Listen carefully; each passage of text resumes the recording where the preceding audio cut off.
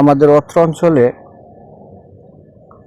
প্রায় জায়গাতেই বাচ্চা কাচ্চাদেরকে মা বাপের তেমন দৃষ্টি আকর্ষণ থাকে না। বাচ্চারা কোথায় যাচ্ছে, কি করছে, কোথায় কি করতেছে, এইসব দিকে খেয়াল রাখা উচিত। কারণ প্রত্যন্ত অঞ্চলে যারা ড্রেজার দিয়ে মাটি ভরাট করে ওইসব জায়গাতে বাচ্চারা তো আর বুঝতে পারে না জিনিসটা। ওইসব জায়গাতে যাওয়ার পর বাচ্চারা এমনিভাবে ডুবে যায়, এবং বাচ্চা তো না, বড় বড় লোকেরাও এরকম জায়গাতে ডুবে যায়।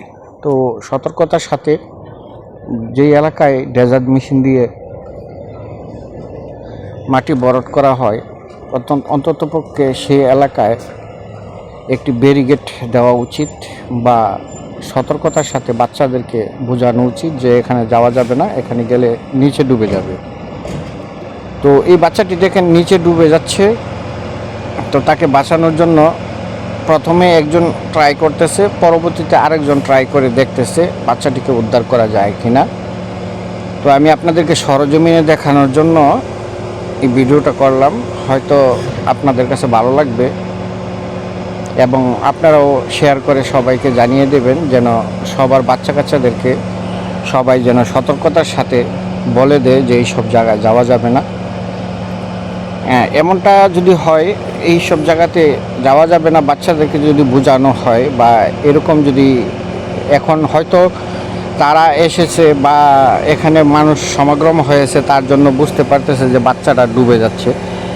হয়তো এই মানুষগুলো না থাকলে বাচ্চাটা ডুবে যেত কাদার নিচে। আর এই কাদাগুলো থাকে বালি মাটি, তো চাপা দিয়ে ধরে ফেলে বাচ্চাদেরকে বা বড় বড় যারা আছে তাদেরকেও ওঠানো বড় কষ্টদায়ক হয়ে যায়। তো এই সব জিনিস থেকে বিরত থাকার জন্য মা বাপকে একটু কেয়ারফুল হওয়া উচিত এবং সতর্কতা হওয়া উচিত, যাতে করে বাচ্চাদের দিকে খেয়াল রাখে। আমি আপনাদেরকে প্রথমে বলেছিলাম এই মাটিগুলো বালু মাটি, তার জন্য একদম বাচ্চাকে অরিজিনালিভাবে যে মাটি ধরে ফেলে এরকমভাবে ধরে ফেলেছে। তো একজন উদ্ধার করতে গিয়েছিল প্রথমে, সেও ডুবে যাচ্ছিল, সে চলে এসেছে। আরেকজন গিয়েছে উদ্ধার করার জন্য, দেখা যাক কি হয়, আপনারা সাথেই থাকুন।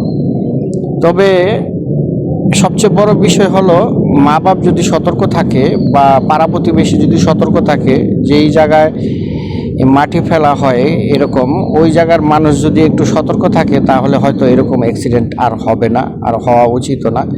কারণ একটি বাচ্চা যখন এমনিভাবে ডুবে যায়, তখন কিন্তু চোখের সামনে কিছু কিছু লোক ভিডিও করে এবং ভিডিও করা নিয়ে ব্যস্ত থাকে। সবাইকে এগিয়ে আসা উচিত, কারণ সবাইকে যদি এগিয়ে নিয়ে আসা যায় আর সবাইকে যদি বোঝানো যায় যে এই ব্যাপারটা এখানে গেলে পরে ডুবে যাবে, তাহলে হয়তো আরও সহজ হবে। তো বাচ্চাটিকে উদ্ধার করা হলো, আপনারা দেখতে পাচ্ছেন। সবাই দোয়া করবেন।